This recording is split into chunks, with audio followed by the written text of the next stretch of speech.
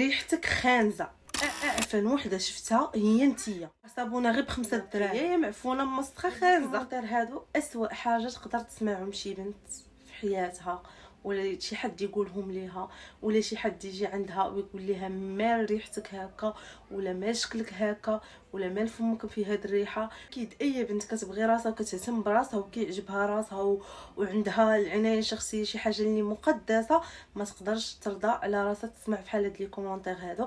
ففي هاد الفيديو هادي غنوريكم بزاف ديال الطرق باش هذا وقتي تسمعوا نهائيا هاد لي كومونتير هادي وتكوني نتيا اكثر مثال حي ديال النقاوه اختي والنظيفه واميره النظافه غتكوني ان شاء الله. اختي بغيت منكم واحد الطلب صغير، حاولوا البنات اي وحده طلع لي هاد الفيديو هادي تعاوني بانها تبارطاجي الفيديو وتفاعل مع الفيديو باش هكا اختي يطلع بزاف ديال البنات حتى هما كيكونوا محتاجين هاد النصائح هادو ويستافدوا حتى هما فحالك اختي. ديما البنات كنقول لكم باللي العنايه الشخصيه ماشي بالضروري يكون عندك بزاف ديال الفلوس باش تاخدي بزاف ديال لي برودوي شي سكين كير اللي واو باش ديري بزاف ديال الحوايج. العنايه الشخصيه البنات تقدر تبدا بابسط الحوايج عندك، بابسط الحوايج اللي كاينين في الدار. تقدري اختي ديري عنايه شخصيه وتولي اختي واو بالله، الناس كيمعنيو بك كيقولوا شوف لعينك تبارك الله كي دايره، شوف ريحتها كي دايره، شوفوا طريقتها كيفاش دايره. اهم حاجه البنات اللي نقدر نبدا لكم بها واللي هي النظافه الشخصيه. عارفين مزيان اختي النظافه راها من الايمان. هادشي علاش اي بنوته كتسمع فيا دابا وكتفرج فيا دابا تحاولي اختي ديما تكوني نقيه، ديما تكوني عايمه، ديما يكون لحمك مرطب، ديما اختي شوفي. انا ما نقولش عومي يوميا ولا عومي صباح وعشيه ولا هذاك الشيء كيبقى على حسابك انت، على حساب الوقيته اللي عندك، على حساب بزاف ديال الحوايج، لكن تحاولي ديما تكوني نقيه، ديما بيجامتك مبدله، ديما رويحتك زوينه اختي. ما لقيتيش ما غنقولش انا خودي بزاف ديال لي برودوي، شي غير صابونه ديال الحجره اللي كدير 5 دراهم دابا راه ماشي غاليه، شي تعومي بها اختي وتنقي حالتك. ومني تخرجي ضروري من شي مزيلات العرق. لكن انت من البنات بين قوسين اللي ديما ريحه العرق ديالهم مجهده، حاولي مزيلات العرق ما يخطاوكش نهائيا من الدار. ديما يكون عندك شي مزيل عرق. البنات اللي غتقول لك انا ما كنبغيش ناخذ هذوك اللي كيكونوا في الزنقه، انا دابا غنعطيكم الطريقه المزيلات العرق اللي تقدروا تصايبوا البنات والنتيجه ديالهم خاطر كيفتح لكم لي زيسيل ديالكم، كيعطيكم واحد الريحه ديال النقاوه يخليها فيكم وننصحكم به 100%. يعني الا كنتي تنتي بحالي انا دابا راه ما كنشريش نهائيا مزيلات العرق وما كيدخلوش عندي للدار. علاش؟ حيت فريمون لقيت راحتي عليهم. انتوما البنات شوفوا هذا هو مزيل العرق ديالي طبيعي 100%. انا نقلب الكاميرا طبيعي اختي 100%، وراه ما شاء الله واحد الرويحه طالعه من نور البنات راه كيخلي فيكم ريحه النقاوه. وشوفي مني تديريه ما تقوليش ما تفكريش، واخا يكون الصيف واخا يكون الصاد واخا تمشي تريني واخا ما عرفتي اشنو ديري، ما تفكريش غتشميها في راسك شي ريحه.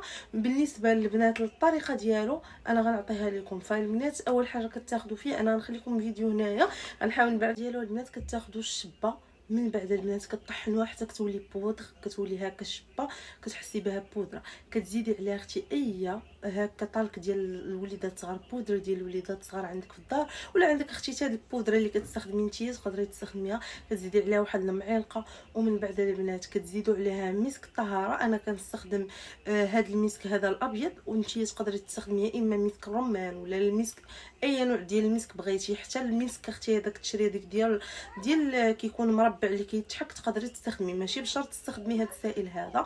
من بعد اختي كتزيدي عليه اي مرطب ديال الجسم عندك، ومن بعد اختي كتزيدي عليه اي مرطب وتزيدي عليه اي زويته عندك جونسون، عندك الزيت ديال الكوك، اي زويته عندك تقدري تزيديها عليهم وتخلطيهم اختي. راه عرفتوا ما شاء الله انا وريتو لكم دابا، راه تخيلوا انا ما كيخطانيش مع كيسالي مع كنعاودو هكا اختي. غتكوني تهنيتيني من شي حاجه سميتها ريحه العرق. البنات راه الشبه راه ما كتهري اللحم ما حتى شي حاجه. انا دابا قسما بالله الا شي 5 شهور ولا 6 شهور وانا كنديرها، وديجا راه الا رجعت في الفيديوهات الاولين راه غتلقاوني بارطاجيت معكم الطريقه ديالها من الاول حتى الاخر. دونك البنات اللي غيبغيو هكا ما بانش ليهم مزيان ولا ما فهمونيش رجعوا الفيديوهات غتلقاوني يلا حاطه، ماشي غتلقاوها شي 3 الفيديوهات وغتلقاوها هي. ثاني خطوه اختي العنايه الشخصيه، وباش اختي تبقاي ديما هكا مأنتكه وزوينه، واللي هي البنات ريحه الفم ديالكم والسنينات ديالكم. البنات ضروري ضروري ضروري ما تغفلوش على سنيناتكم، تحاولوا تحكوا في الصباح في العشيه. عارفه بعض المرات كيخرج لك شي مشكل من الجنب مثلا شي سنه كتهرس لك شي حاجه، ولكن انت تحاولي ديري اللي عليك تحكي سنيناتك. قدرتي اختي تشري شي غسول ديال الفم يبقى عندك في الدار، كاينين بزاف ديال الغسولات. هما البنات يعني تحاولي تولي تستخدمي البنات اللي عارفين ريحه الفم، ريحه فمهم صعيبه بزاف ما كتحيدش، واخا ما عرفتش اشنو ديروا، حاولوا انكم تاخذوا هكا شي غسولات، تاخذوا شي حاجه اللي شي غسول اللي غيناسبك. كي قلت لكم هما رخاصين، الثمن ديالهم ما كيفوقش 30 40 درهم 25 تقدروا تلقاوهم. المهم انت خدي اللي غيناسبك واللي غيجي لك مع الفم ديالك. تفادي لي اختي ديك ريحه الفم، غتفادي لي داك التبرزيط اللي كيولي. كاين شي بنات ما كيتسوقوش، ولكن فريمون كاينين شي بنات كيتسوقوا لهاد المساله هذه وكيردوا معاها البال. وانا كنصح اي بنت كتفرج فيا، هذه ماشي مساله سهله تدوزيها باش غير كلمه وتقولي صافي ماشي عادي مال ريحه الفم راه كلشي. لا لا اختي، ماشي كلشي. انت مسؤوله على راسك وما مسؤولاش على الناس الاخرين، مسؤوله على الصوره اللي كتعطى عليك انت، ماشي مسؤوله على الصوره ديال الناس هذيك راه معروفه بديك الريحه ولا ما سوقكش فيها. انت خاصك تكوني مسؤوله على الصوره اللي غتعطى عليك انت.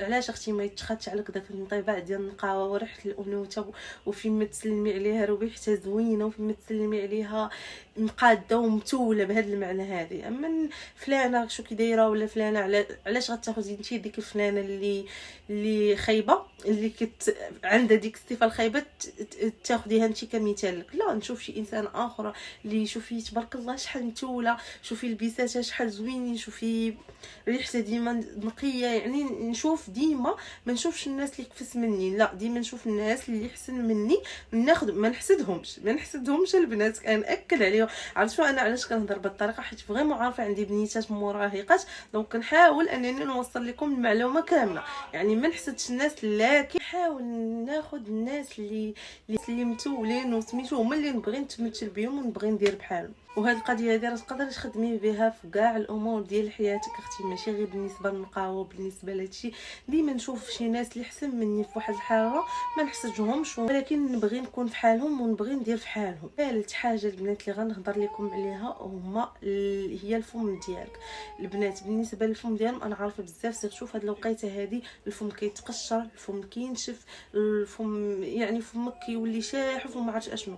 غتحاولوا البنات ديما تقشروا الفم ديالكم. بالنسبه للتقشير راه تقدروا تاخذوا غير قهوه وسنيده ومعاهم الزيت وتقشروا بهم لي ليفر ديالكم، ولا تحاولوا تاخذوا شي مقشر اللي يكون واجد وتبقاي اختي تقشري به فمك واخا غير مره في السيمانه. حيت هذا الجو هذا ضروري ملي كيتقشر لك الفم ديالك، ضروري ما كينشف، ضروري ما بزاف ديال الحوايج.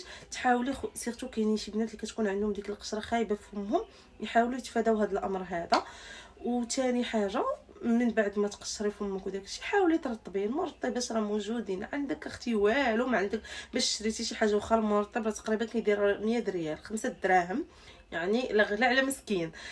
ما عندكش اختي الله يحسن العوان تقدري ترطبي فمك غير بزيت الكوك ولا اي حاجه. عندك الزيت ديال ارغان حتى هو خطر. زيت على علم البنات، زيت ارغان تقدروا ترطبوا به وجهكم فمكم يديكم فريمون خطر. سواء زيت ارغان التجميل ولا زيت ارغان الطبيعي، بجوج البنات فريمون زوينين ديال بصح. اخر نقطه اللي غندوي لكم عليها واللي هي مني اختي دوشي، مني تعومي، مني ديري هاد الخطوات كاملين، ضروري ما ترطبي لو كور ديالك، ضروري ما تخلي الجسم ديالك سيرتو في هاد الوقيته البنات. هاد الوقيته اللي حنا فيها راه كتكون ديما البشره كتكون جافه. ديما نحاول نرطب لحمي، نرطبه باي مرطب عندي.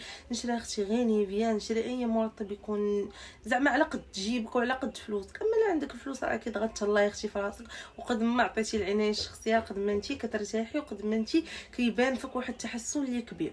كي قلت لكم البنات تحاولوا ترطبوا الجسم ديالكم. والريحه تاع البنات راه الريحه راه كاع ما كتكون غاليه نهائيا. ديما اختي واخا نشري غير ريحه العبار راه ب 20 درهم 30 درهم تقدري تشري لي قريعه. وهكا نتفادى اختي ما تشمش فيا انا شي ريحه اللي ماشي هي هذيك، وشي ريحه اللي ما الاساس ديما ريحتي تكون زوينه. بيجامتي مبدله، خليش بيجامتي تتعلق وتسلك وما عرفتش اشنو.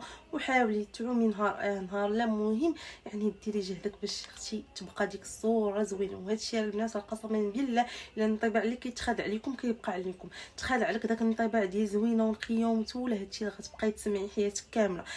عطيتي للناس داك الانطباع عليك ما كديرش في راسك وما كتسوقيش وعندك زايد ناقص، هذاك الشيء اللي غيبقى لك.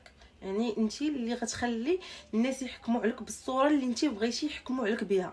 يا ها يا ها، يا متوله زوينه نقيه، يا معفونه مسخه خانزه. انت نعطيكم شنو كاين راه هادشي اللي كاين البنات.